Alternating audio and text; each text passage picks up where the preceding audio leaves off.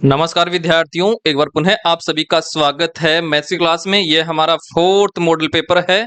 Total हम 10 से 12 model paper करा देंगे। इसके अलावा आपको कुछ अलग से पढ़ना नहीं है, ठीक है? क्योंकि यहाँ से क्वेश्चन आपको मिल जाएंगे, केवल आपका वो नंबर चेंज करेगा, संख्या चेंज करेगा, मेथड वही रहेगा करने का। ठीक है, क्लास को स्टार्ट कर लेते हैं। 15 क्वेश्चन आएंगे आपके, तो हम प्रत्येक मॉडल पेपर में 15 क्वेश्चन का ही एनालिसिस करते हैं। स्टार्ट कर लेते हैं पहले क्वेश्चन के साथ। तो आज का पहला क्वेश्चन है, ये आपका बोर्ड मास से है। बोर्ड मास से आपके एग्जाम में एक क्वेश्चन पक्का आएगा। ये है 100 इंटू 10 माइनस 100 प्लस 2000 भाग 100 बराबर इतना है। तो आपको ध्यान रखना है, सबसे पहले हमें भाग को हल करना है, फिर गुणा को, फिर प्लस को, फिर माइनस को। ठीक है, तो चलिए सबसे पहले भाग को हल कर लेते हैं। तो ये 100 गुणा 10 और माइनस 100 और प्लस, अब चलिए 100 का भाग देंगे, देखिए 2000 में। तो देखिए 20 से 20 काट दो ना भाग देने पर, तो कितना आया है 20। ये लीजिए 20 लिख दिया है। अब गुणा हल कर लेते हैं। 100 को 10 से गुणा करेंगे तो आ गया 1000। ठीक है, और माइनस 100 है और प्लस 20 है। हो गया। अब देखिए 1000 में 20 जोड़िए तो 1020, और 1020 में जब 100 को उठा देंगे आ जाएगा 920। ठीक है, तो इस प्रकार से आपका ऑप्शन नंबर 1 हो गया आंसर। तो इस प्रकार के क्वेश्चन में आपको हमेशा ये ध्यान रखना है कि हमेशा इस प्रकार के क्वेश्चन में पहले भाग को हल करेंगे, फिर गुणा को, फिर प्लस को, फिर माइनस को हल करेंगे। ये आपको एक ऑर्डर में चलना है, तभी राइट आंसर आता है। मैं दूसरे क्वेश्चन की तरफ प्रस्थान करता हूं। अगला क्वेश्चन है आपके सामने, गुणनचास इंटू गुणनचास। गुणनचास से 4 बार है बराबर 7 की घात है आपका क्वेश्चन मार्क। ठीक है, तो देखिए इन सब का क्या है, ये सब संख्या क्या है, गुणा में है, और संख्या क्या है, समान है, सेम है। तो जब संख्या गुणा में हो और सेम हो, मतलब आधार समान हो, तो उनकी घात जुड़ जाती है। इनके सबके ऊपर एक एक घात है, एक घात को दर्शाया नहीं जाता है। ठीक है, तो गुणनचास है, और जब संख्या गुणा में होती है तो उनकी घात जुड़ जाती है। तो सबको जोड़ लो, 1 और 2 और 3 और 4, तो ये हो गया इसकी घात 4, और बराबर है 7 की घात क्वेश्चन मार्क। अब देखिए इस गुणनचास को क्या लिख सकता हूं, 7 इंटू 7 ऐसे लिख सकता हूं, बराबर गुणनचास ही आएगा। तो मैं क्या लिख दूं, 7 की घात 2, और इसके बाद भी कितना है, 4 है, और बराबर 7 की घात ये क्वेश्चन मार्क। अब देखिए जो घात होती है आपस में गुणा हो जाएंगी, तो गुणा कर लो, तो 7, तो ऐसा कैसा, अब 2 को 4 से गुणा कर दो तो कितना हो गया 8, और बराबर 7 की घात क्वेश्चन मार्क। अब देखिए इस तरफ भी आधार 7 है, और इस तरफ भी आधार 7 है। जब आधार बराबर होते हैं दोनों तरफ, तो उनकी पावर बराबर हो जाती है। तो पावर को बराबर कर लो, तो इस तरफ 8 है इसकी पावर, और बराबर ही हो गया क्वेश्चन मार्क। तो क्वेश्चन मार्क का मान कितना आ गया है, 8 आ गया, जो कि ऑप्शन नंबर सी हमारा हो गया है आंसर। आई होप आपको समझ में आ गया होगा अच्छे से। तो आपको ध्यान में रखना है, जब भी क्या हो, संख्या गुणा में हो और सेम हो, मतलब आधार सबका बराबर हो। देखिए सबका गुणनचास गुणनचास है, मतलब ये सेम चेहरे वाली हैं, और सेम चेहरे वाली होती हैं, गुणा में होती हैं, तो उनकी घात क्या हो जाएगी, जुड़ जाएगी। ठीक है, चलते हैं अगले क्वेश्चन पर। अगला क्वेश्चन देखिए भाई साहब, अगला क्वेश्चन आपका, ये आपका इसका मान निकालना है। तो सबसे पहले जो यहां पर है कोष्टक, कोष्टक को हमें हल करना है इस प्रकार के क्वेश्चन में। ठीक है, तो सबसे पहले कोष्टक को हल करिए। तो 6 और 6 12 और 6 18 और 6 24, ये लीजिए 24। अब कोष्टक को हल कर लो। हल कर लिया हमने, अब खोल दो इसको, भाग 6 है बटे। अब यहां पर भी सबसे पहले हम किसको हल करेंगे, सबसे पहले हम करेंगे, देखिए भाग है, ये नीचे भाग है ना, तो भाग को हल करेंगे, क्योंकि कोष्टक है नहीं यहां पर नीचे। तो पहले भाग को हल करिए। तो ये 4 प्लस 4 प्लस 4, 4 का भाग 4 में दीजिए कितनी बार गया, एक बार, तो नीचे 1 आ गया है। ठीक है, अब इन सबको जोड़ लो। तो 4 और 4 8, और 4 3 12 1 13 हो गया है, तो नीचे 13 हो गया बराबर। 6 का भाग 24 में दीजिए कितनी बार गया है, 4 बार, और बट्टे कितना हो गया है, 13 हो गया है। ठीक है, तो 4/13 आएगा, जो कि ऑप्शन नंबर सी हमारा क्या हो गया है, आंसर हो गया है। आई होप आपको इस क्वेश्चन में किसी प्रकार की तकलीफ नहीं हुई होगी। ठीक है, आपको ये बात ध्यान में रखनी है। जब कोष्टक देता है तो सबसे पहले हम कोष्टक को हल करते हैं, जब कोष्टक नहीं होता है उसके बाद में भाग को हल करते हैं, भाग के बाद में गुणा, गुणा के बाद में प्लस, प्लस के बाद में माइनस को हल करना होता है। इस प्रकार का एक क्वेश्चन पक्का आएगा आपके एग्जाम में। अगला क्वेश्चन देखिए, अगला क्वेश्चन है इनको गुणा करना होता है। देखिए जब हम इनको वैसे गुणा करेंगे तो तकलीफ बहुत ज्यादा होगी, तो इनको गुणा कैसे करेंगे? तो देखिए जो 9,999 है ये किसके आसपास है, ये 10,000 के आसपास है, तो 10,000 के आसपास है, ये लीजिए 10,000। अगर 10,000 में मैं एक माइनस कर दूं तो मेरे पास 9,999 आ जाएगा। अब इसको कोष्टक के अंदर ढाल दो और इसको किससे गुणा कर रहे हैं, 4,69,157 से, तो गुणा कर दो इसको 4,69,157। ठीक है, सबसे पहले इसको इस 10,000 से गुणा कर दो, तो ऐसा कैसा लिख दो, ये 4,69,157 और यहां पर कितने जीरो हैं, 4, तो 4 जीरो लगा दो। इस प्रकार से गुणा हो गया ये माइनस। अब एक को इस संख्या से गुणा करेंगे, तो जब भी किसी संख्या को एक से गुणा करते हैं तो वही संख्या आएगी, तो ये संख्या जाएगी ऐसी की ऐसी, तो ये लीजिए ऐसी की ऐसी कर लो। अब इनको क्या कर लेंगे, हम माइनस कर लेंगे, तो माइनस कर लो। देखिए इस तरफ तो 3 बच गया है, 4 बच गया है, फिर 8 0 0, ये लीजिए 1 1 9 और 6 और 4, ये इस प्रकार से आंसर हो जाएगा। ठीक है, ऑप्शन नंबर सी हमारा हो जाएगा आंसर। जब आप पीछे से करोगे ना तो पीछे से देख लेना कि कौन अलग हो रहा है, पूरा नहीं करना आपको, पीछे से देख लेना कि कौन सा, फिर टिक कर देना है। ठीक है, समझ में आ गया होगा। अब चलते हैं आगे की तरफ। आगे हमारे पास क्वेश्चन है अगला, यदि ए और बी दोनों विषम संख्याएं हैं तो उनमें से कौन सा एक सम संख्या होगा। विषम संख्या क्या होती है, जिन जिन संख्या में 2 का भाग पूरा पूरा नहीं जाता, जैसे 3 है, क्या 3 में 2 का भाग पूरा पूरा जाता है, क्या नहीं जाता, तो जिनमें 2 का भाग पूरा पूरा नहीं जाता वो बोलते हैं, उनको बोलते हैं विषम संख्या। ठीक है, तो यहां पर 2 विषम संख्या दे रखी है। देखिए जब 2 विषम संख्याओं को जोड़ते हैं तो हमारे पास एक सम संख्या आती है, तो ये विषम संख्या ए और बी, इनको दोनों को जोड़ तो हमारे पास क्या गई है, सम संख्या। जैसे मान लीजिए मेरे पास 3 और 5, ये दो क्या है, विषम संख्या है ये दोनों, क्योंकि 3 में भी 2 का भाग नहीं जाता है और 5 में भी। अब देखिए दोनों को जोड़िए, सम संख्या आएगी, तो 3 + 5 कितना आया है, 8, और देखिए 8 में आपका भाग किसका जाता है, 2 का जाता है ना पूरा पूरा, तो 8 क्या हो गई है, सम संख्या। देखिए जोड़ने पर आया है दोनों को।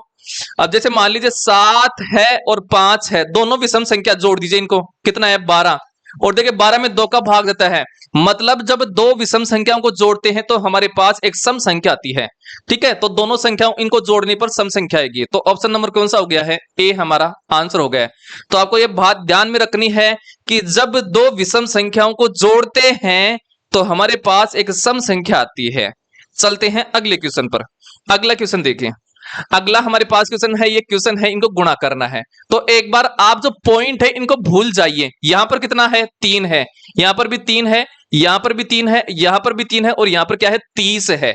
ठीक है, एक बार जो लास्ट में 0 है ना 30 में, इसको ऐसा कैसे लिख दे, लिख दिया।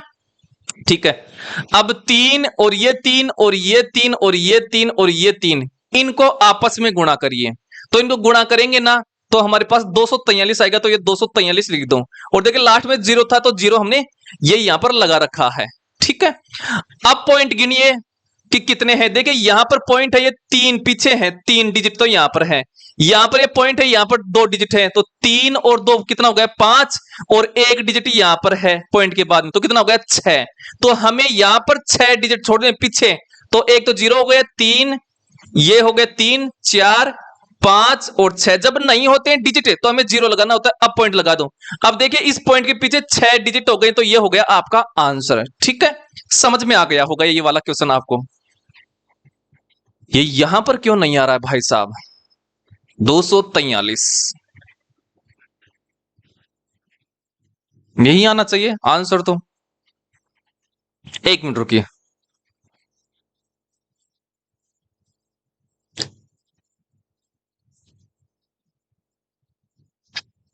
हाँ जी, ये 0 कट जाएगा ना, किसे कटेगा, ये पॉइंट पीछे जाएगा, ये क्या हो जाएगा, पॉइंट पीछे जाएगा, तब हो जाएगा ये 0।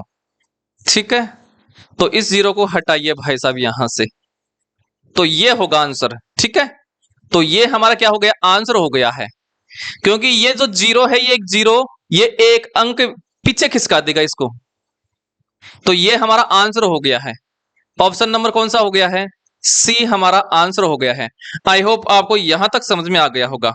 अब चलते हैं आगे की तरफ। आगे देखिए, आगे हमारे पास क्वेश्चन है ये बोल रहा है एक्स का मान निकालना है हमें। तो क्या करेंगे, जो यहां पर 5 और 6 है इनका एलसीएम ले लीजिए, ऐसा कैसा, ठीक है, या फिर 5 और 6 को गुणा कर लीजिए, कितना है 30 हो गया।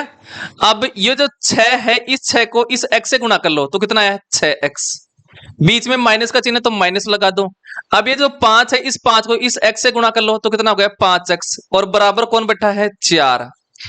अब देखिए ये जो 30 है, ये इस तरफ 4 से गुणा हो जाएगा क्रॉस होकर के, तो चलो 6 में से 5 निकालो, कितना बचा 1, मतलब x ही बचा है, बराबर कितना हो गया है 30 को 4 से गुणा करो तो कितना हो गया 120। तो x का मान कितना आया है 120। ठीक है, ऑप्शन नंबर हमारा हो गया है डी, हमारा आंसर हो गया है। अगला क्वेश्चन देखिए, अगला क्वेश्चन हमारे पास 0.16 का वर्गमूल कितना होगा, वर्गमूल हमें निकालना है। ठीक है, चलो 0.16 है मतलब 0.16 ऐसे, चलिए अब हमें पॉइंट को हटाना, तो क्या करेंगे, जब इस पॉइंट को हटाऊंगा तो 1 लिखना है। अब इस पॉइंट के बाद में कितने डिजिट हैं, 1 और 2, जितने डिजिट होते हैं उतने नीचे जीरो लगाने, तो 2 है तो 2 जीरो लगा दो, कर लिया। अब चलिए 16 है, ये किसका वर्ग है, ये है 4 का, तो इसका आ गया है वर्गमूल 4 16 का। ठीक, 100 है, ये किसका वर्ग है, तो ये है 10 का, तो 100 का वर्गमूल आ गया है 10, ये हो गया है। अब पॉइंट लगा दे, हम लगा दीजिए, नीचे कितना जीरो है 1 जीरो, तो राइट साइड में 1 अंक छोड़ दो, 4 छोड़ दो, अब तक पॉइंट लग गया है, तो पॉइंट 4 आ गया है, कहां पर है, ऑप्शन नंबर सी हो गया आंसर। पॉइंट 4 कर दो या 0.4 एक ही बात है भाई साहब। अगला क्वेश्चन देखिए, अगला हमारे पास क्वेश्चन है, यदि किसी दो संख्याओं का गुणनफल 152 है और उन दो संख्याओं का योग 28 है, तो उनमें से छोटी संख्या क्या है। मैं मान लेता हूं कि एक संख्या तो a है और दूसरी संख्या b मान लेता हूं। अब क्या बोल रहा है, गुणनफल, तो गुणा करो, तो a गुणा b, इनका गुणनफल कितना दे रखा है 192, 152 दे रखा है, और इनका योगफल दे रखा है, तो जोड़ दो योग के लिए, कितना है 28 है। चलो इस 152 को ऐसी दो संख्या में तोड़िए कि गुणा करने पर आपका क्या, ये 152, तो ऑप्शन को उठाइए आप।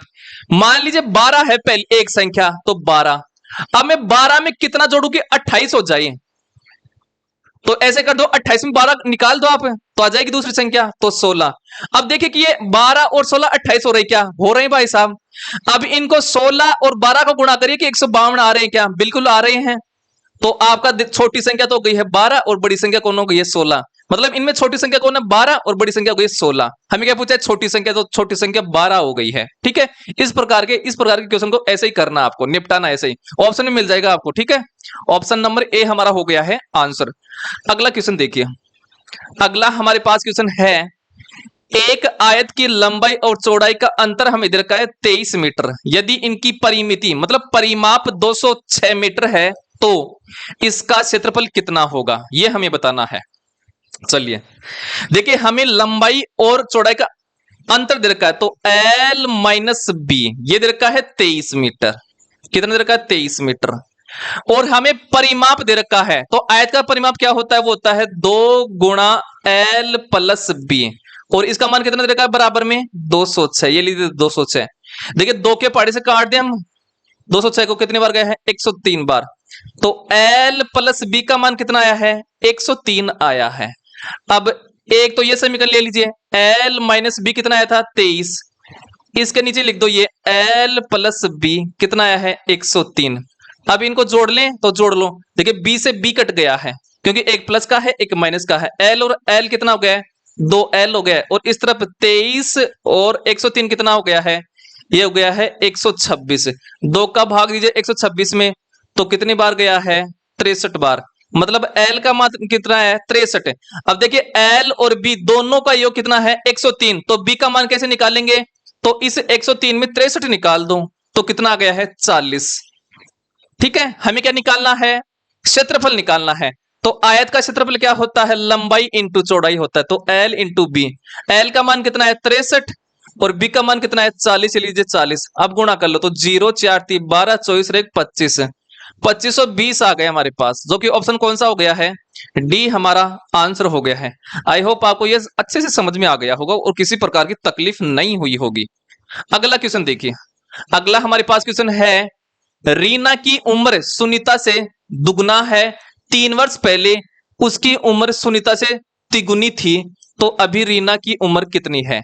हम मान लेते हैं कि जो तुलना, रीना की तुलना किसे कर रहा है, सुनीता से। तो जो सुनीता है, सुनीता की वर्तमान आयु एक्स मान लो, जिससे तुलना की जाती है उसको एक्स मानिए। तो एक्स मान लिया सुनीता को। अब रीना कितनी हो जाएगी, तो ये बोल रहे हैं रीना है वो सुनीता से दुगनी है, तो इस एक्स को 2 से गुणा कर दो तो कितना हो गया 2x। ये समझ में आ गया होगा। अब देखिए इस तरफ मैं तो कर लेता हूं रीना और इस तरफ को लेता हूं सुनीता। तो सुनीता कितनी मानी है हमने x और रीना कितनी मानी है 2x। अब पढ़िए आगे, ये बोल रहा है 3 वर्ष पहले, मतलब पीछे जा रहा है ये। जब पीछे जाता है तो माइनस करते हैं, तो माइनस कर दो 3 3, क्योंकि 3 3 साल घट जाएगी जब पीछे जा रहे हैं, तो दोनों में 3 3 साल घट रहे दोनों की, कर दिया। अब बोलो 3 वर्ष पहले उनकी उम्र सुनीता से दुगनी है, मतलब इस रीना की आयु ये 3 गुनी है, तो इसको 3 से गुणा कर दो। ये लीजिए इसको 3 से गुणा कर दे और ये आ गई है इसकी बराबर में आयु। यहां तक समझ में आ गया। अब इसको हल कर लीजिए, तो ये लीजिए 2x और -3 और बराबर 3 को x से गुणा करो तो 3x और 3 को 9 3 से गुणा करो तो बीच में ये हो गया है 9। ठीक है, माइनस का चिन्ह है और 3 को 3 से 9 आ गया है। अब ये 2x तो इस तरफ चला जाएगा 3 की तरफ, तो 3 में से 2 गए तो कितना बचा, x ही बचा है, x बराबर ये 9 इस तरफ आ जाएगा तो 9 प्लस का हो जाएगा, तो 9 में से 3 गए तो कितना गया 6। मतलब x का मान कितना आ गया है 6। मतलब सुनीता की आयु आ गई है 6 वर्ष। हमें किसका निकालनी है, रीना की। तो रीना की निकालेंगे तो 2 तो है और x का मान हमारे पास कितना है 6, तो 6 से गुणा कर दो इसको, तो 6 दूनी 12। तो रीना की आयु आ गई है 12 वर्ष, जो कि ऑप्शन नंबर डी हमारा हो गया है आंसर। अगला देखिए, अगला हमारे पास क्वेश्चन है, 3 क्रमागत संख्याओं का योग 87 है, तो इन 3 संख्याओं में से सबसे बड़ी संख्या क्या है। देखिए जब भी इस प्रकार के आपके पास क्वेश्चन आए तो आपको सबसे पहली वाली संख्या माननी है x। ठीक है, अब दूसरी वाली संख्या क्या कर देंगे, दूसरी वाली संख्या कर लेंगे x+1, मतलब इसमें 1 जोड़ देंगे। ठीक है, फिर अगली वाली तीसरी संख्या क्या कर देंगे, अब 1 जोड़ा है तो अब 2 जोड़ देंगे, तो x+2। 3 संख्या ही बताइए, तो पहली संख्या तो ये हो गई, दूसरी संख्या ये हो गई और तीसरी संख्या ये हो गई है। इन तीनों का योग कितना है 87, तो बराबर में 87 कर दो। अब कितना हो गया x x x 3x हो गया है ना, 3x है तो 3x प्लस ये 1 और 2 कितना हो गया 3 और बराबर कितना हो गया 87। ये 3 इस तरफ चला जाएगा तो माइनस का हो जाएगा, तो 87 में से 3 गया तो कितना बचा 84। तो 3x बराबर कितना हो गया 84। 3 का भाग 84 में कितनी बार गया है 28 बार, तो x का मान कितना हो गया है 28। मतलब सबसे छोटी संख्या कौन हो गई है 28 आ गई है। सबसे बड़ी संख्या इनमें से कौन सी है, x+2 है। तो x+2 है सबसे बड़ी संख्या। x का मान कितना है 28 और +2 जोड़ दो इसमें, कितना हो गया है 30 हो गया है, जो कि ऑप्शन नंबर कौन सा हो गया है, डी हमारा आंसर हो गया है। आई होप आपको अच्छे से समझ में आ गया होगा। अगला क्वेश्चन देखिए, अगला हमारे पास क्वेश्चन है, 5⁻³ का गुणात्मक प्रतिलोम क्या है। देखिए गुणात्मक प्रतिलोम क्या होता है, मतलब इस संख्या को किस संख्या से गुणा करूं कि ताकि गुणा करने पर हमारे पास मान जो है गुणनफल है वो 1 आए। तो देखिए इसका क्या हो जाएगा, माइनस की घात है तो इसको प्लस वाली घात से गुणा कर देंगे। बेस 5 ही रहेगा लेकिन वहां पर घात क्या हो जाएगी प्लस वाली। ठीक है, तो देखिए 5 की घात -3 ये है, इसको गुणा कर देंगे किससे 5 की घात ये 3 से, देखिए 1 ही आएगा। देखिए इन दोनों का बेस क्या है समान है, जब बेस समान होता है तो घात जुड़ जाती है, तो 5 तो बेस आ गया, ऐसा ऐसा कर लो। अब देखिए ये तो -3 है और ये +3 के, तो ये कट जाएगा तो कितना आ जाएगा 0, इसके बाद 0 हो गई है। और जब किसी भी संख्या की घात 0 होती है तो वैल्यू क्या आती है 1 आती है, तो ये आ गई है 1। तो ऑप्शन कौन सा हो जाएगा सी हमारा। तो गुणात्मक प्रतिलोम क्या होता है कि उस संख्या को किस संख्या से गुणा करे ताकि गुणनफल है वो हमारे पास क्या आ जाए 1 आ जाए। ठीक है, तो ऑप्शन नंबर सी हो गया है आंसर। जैसे ऐसे समझिए, जैसे हमारे पास क्या है 2 है, इस 2 का गुणात्मक प्रतिलोम क्या हो जाएगा, तो इसका 2 का गुणात्मक प्रतिलोम क्या हो जाएगा, उल्टा कर दो इसको, 1/2 लटका दो नीचे इसको, तो देखिए 2 से 2 कट का कितना आ गया है, 1। ठीक है, तो 2 का गुणात्मक प्रतिलोम हो गया है 1/2। जैसे मैं पूछूं 20 का गुणात्मक प्रतिलोम क्या हो जाएगा, तो 20 का गुणात्मक प्रतिलोम 1/20 हो जाएगा। देखिए इसको गुणा करेंगे 1/20 से, तो ये लीजिए 20 से 20 कट गया, आ गया कितना, 1 आ गया है। ठीक है, समझ में आ गया होगा। अब देखिए 5 की घात -3 थी, 5 की घात -3, तो उसको उल्टा करिए, तो देखिए इसको उल्टा करेंगे तो ये जो घात है जब नीचे आ जाएगी तो प्लस की हो जाएगी ऐसे। ठीक है, समझ में आ गया होगा। अगला चलिए, अगला हमारे पास क्वेश्चन है, ये हमारे पास क्वेश्चन, ये बोल रहा है 3 की घात 0 प्लस 4 की पावर -1 गुणा 2 की पावर 2 का मान निकालिए। तो देखिए यहां पर ये क्या है, बोर्डमास विधि का क्वेश्चन है। बोर्डमास में क्या होता है, सबसे पहले हम कोष्टक को हल करते हैं, फिर भाग को, फिर गुणा को, फिर प्लस को, फिर माइनस को करेंगे। तो सबसे पहले कोष्टक को हल कर लो। तो देखिए 3 की घात 0 है, जब किसी भी संख्या की घात 0 होती है तो इसका मतलब कि मान कितना आएगा, हमेशा 1 आएगा। तो 3 की घात 0 का मान आ गया है 1 प्लस। अब 4 की घात -1 है, हमें इसको प्लस बनाना है, तो प्लस बनाएंगे क्या करेंगे, बट्टे में आ जाएगा ये, तो 1/4 आ गया है, 4 की घात 1 हो गया। ये लीजिए कोष्टक गुणा 2 की घात 2 का मतलब क्या होता है, इस 2 को ऐसे 2 बार गुणा कर दो तो कितना हो गया है, 4। तो ये लीजिए 4। अब 4 की घात 1 का मतलब क्या होता है, 4 ही होता है, तो इसको 1 को हटा दीजिए। अब इसके नीचे 1 मान लो, लघुत्तम आ गया इनका 4, इस तरफ आ गया 4 + 1। ये लीजिए कोष्टक, और गुणा कितना है, 4 है। अब 4 1 कितना हो गया, 5, और बटे में कितना है, 4, तो हल हो गया। अब कोष्टक को हटा दो, बाहर यहां पर गुणा का चिन्ह है और 4 है, देखिए 4 से 4 कट के कितना आ गया है, 5। तो ऑप्शन नंबर कौन सा हो गया है, बी हमारा आंसर हो गया है। अगला क्वेश्चन देखिए, अगला हमारे पास क्वेश्चन है, बहुत ही इजी क्वेश्चन है, आसान क्वेश्चन है, इस प्रकार क्वेश्चन देखने को मिलते हैं आपको। ठीक है, जो हमें संख्या दे रखी है ना, इनको सबसे पहले हम अभाज्य संख्याओं में तोड़ने का प्रयास करेंगे। तो 3 तो पहले से अभाज्य संख्या में टूटी हुई है, खुद अभाज्य संख्या है, तो 3 की पावर -5 है। 10 है, इसको अभाज्य संख्या में तोड़िए, तो 10 के गुणनफल करिए, तो 5 को 2 से गुणा करूंगा तो आ जाएगा 10, तो गुणा का चिन्ह है इस बीच में यहां पर, तो 5 10 को तोड़ा है, तो देखिए इसके ऊपर -5 है, तो इसके ऊपर -5, और 2 से 2 के ऊपर भी आ जाएगी -5। देखिए 10 को तोड़ दिया, 5 × 2, और पावर -5 है, तो दोनों के ऊपर -5 आ जाएगी, गुणा 25 को क्या लिख दूं, 5 की घात 3 लिख दूं। इसका मतलब क्या है, 125 का ऐसे 5 × 5 × 5, देखिए गुणा कर लो, यही आएगा। तो ऐसे मैंने कर दिया इसको, और बटे में कौन बैठा हुआ है, 5 की घात 7 -7, और गुणा देखिए 6 है, 6 ये अभाज्य संख्या नहीं है, तो अभाज्य संख्या में तोड़िए, तो 3 को 2 से गुणा करेंगे तो आ गया है 6, तो 3 और × 2 में तोड़ दिया है। अब देखिए यहां पर -5 है, तो दोनों के ऊपर -5 पावर लगा देंगे, ये लीजिए -5 पावर लगा दी। अब इनको हल कर लेंगे, सबसे पहले ऊपर हल कर लो। 3 की घात कहां पर है, 3 यहां पर केवल, तो 3 इसके अलावा है क्या ऊपर, और को नहीं है, तो 3 की घात -5 गुणा 2 है क्या, ये रहा 2 केवल यहां पर है, तो 2 की घात -5 है, गुणा देखिए 5 यहां पर भी है, यहां पर भी है, यहां पर घात इसकी प्लस की है, यहां पर माइनस की है, तो 5 में से 3 निकाल दो तो कितना बचा है, 2, और वो भी किसका बचा है, माइनस का, तो 5 की घात -2 बचा है, बटे। अब नीचे देख लो, 2 है क्या, 3 है, तो 3 की घात -5 है, वो ऐसा कैसे लिख दो, 2 भी है, तो 2 की पावर -5 है नीचे, तो वो भी लिख दिया है, और 5 की घात -7 है, तो ये लीजिए 5 की घात -7। अब देखिए ऊपर भी 3 की पावर -5 है, नीचे भी कट गया है, ये भी कट गया, क्योंकि सेम संख्या से कट जाएगी।